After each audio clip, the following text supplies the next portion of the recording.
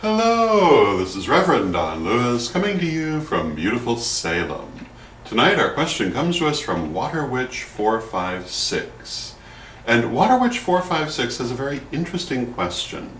And the question is, how can we know that we're talking to a genuine spirit as opposed to a portion of our higher self or our imagination when we receive spirit messages? And Water Witch 456 goes on to point out the example of how would we react if Spirit A predicted the end of the world in 2006 and Spirit B predicted the end of the world in 2009, and how could both be true? And Water Witch also points out that the choice of the use of the end of the world had to do with the fact people seem to be talking about it these days. And I, for one, do not believe that there is such a thing as the end of the world, at least any time that we're going to need to worry about. But to answer the question, and we've talked about this in previous vlogs, the messenger always warps the message.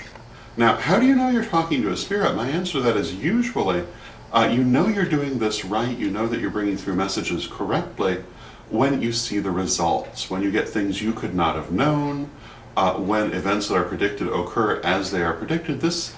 This tells you that you're doing it correctly, but still, you must always take everything you get with a grain of salt. This is not because the spirits are unreliable. It's not because deity is unreliable. It's because we ourselves are often unreliable receivers, and the reason is that our hopes and our fears get in the way. We often can warp the messages we are receiving based on our preconceived ideas, on what we want to happen or what we're afraid will happen. Therefore, particularly in things that we have a strong emotional investment in, we very much must always take messages with a grain of salt. This doesn't mean that you should disbelieve them.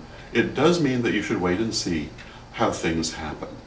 If you get a message that seems incredible to you, you should wait and see if things seem to point in the direction that the message is saying that they're going to go. And if you do see that happening, then you can put more credence in it.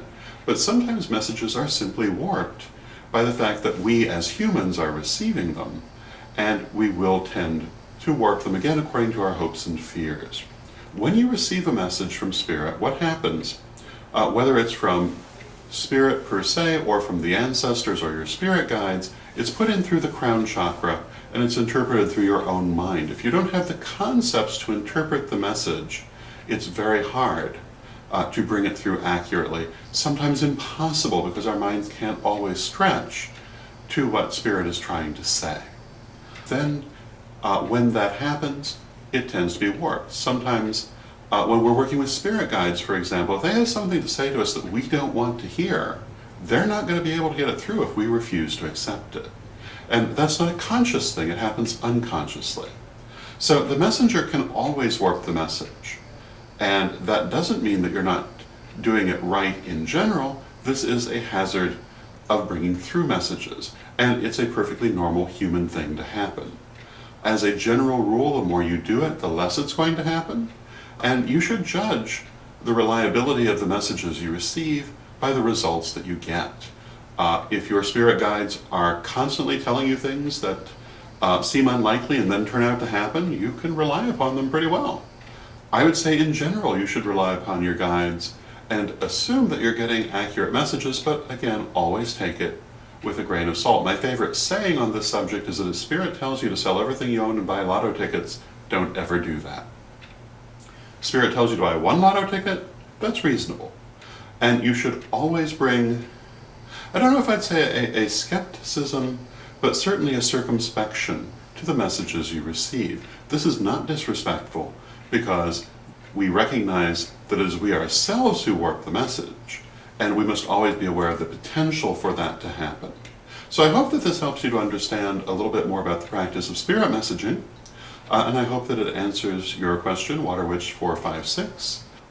So anyway, those are my thoughts on this subject. I hope you find them helpful. Until next time, may you blessed be.